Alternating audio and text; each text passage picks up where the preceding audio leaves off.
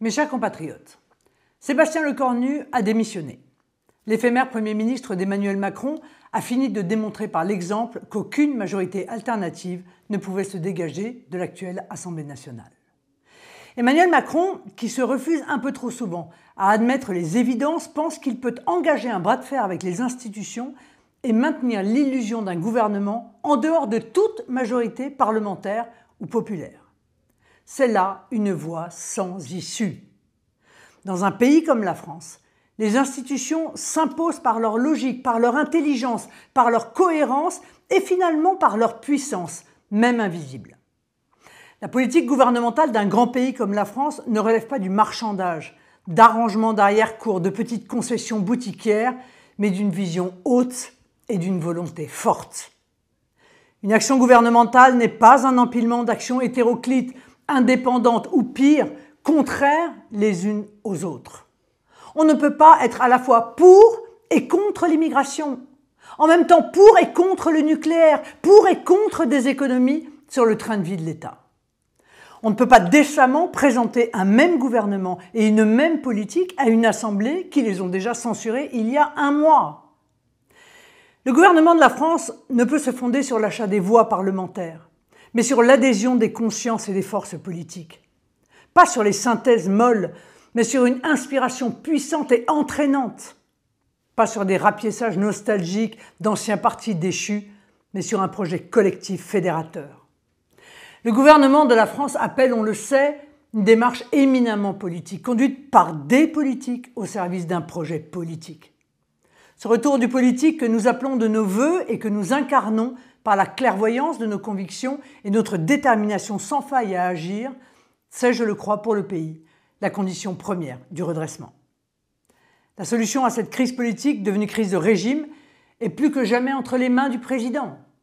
Il n'est d'autant plus appelé à intervenir que la Constitution lui confie expressément, je cite, de veiller au bon fonctionnement des institutions. Il ne peut, par un comportement à la fois puéril et irresponsable, contribuer en quoi que ce soit au blocage du pouvoir législatif et à l'émergence d'une majorité ouvrant la possibilité d'un gouvernement légitime, c'est-à-dire issu des élections. En ces heures, le chef de l'État dispose de deux voies possibles, soit la démission, soit la dissolution. La démission, la dissolution. La démission relève de la conscience d'un homme, de son sens de l'État et de rien d'autre. À l'inverse de ceux qui ont voté pour lui, dont les forces politiques de gauche et d'extrême gauche, nous nous sommes opposés démocratiquement de toutes nos forces à cette funeste élection. Pour autant, nous considérons qu'Emmanuel Macron tient son pouvoir d'une décision solennelle du peuple et que ce mandat lui a été confié pour le meilleur et, je le crains, pour le pire. Attachés à la République, nous nous contenterons donc d'appeler l'intéressé à une introspection et peut-être à une prise de conscience salutaire pour la France. La seconde option, je dis bien la seconde option et non la deuxième parce qu'il n'y en a pas d'autre, c'est la dissolution. Elle est à nos yeux irrémédiable. Comprenons-nous bien, le Rassemblement national ne demande pas des élections pour lui-même, il les réclame dans un seul but, celui qui conduit notre action politique, la défense des intérêts de la France et des Français. Si nous réclamons des élections, c'est pour sortir le pays de l'enlisement mortel. C'est pour redonner un cap à l'action publique, des moyens d'action à l'État, une direction aux administrations.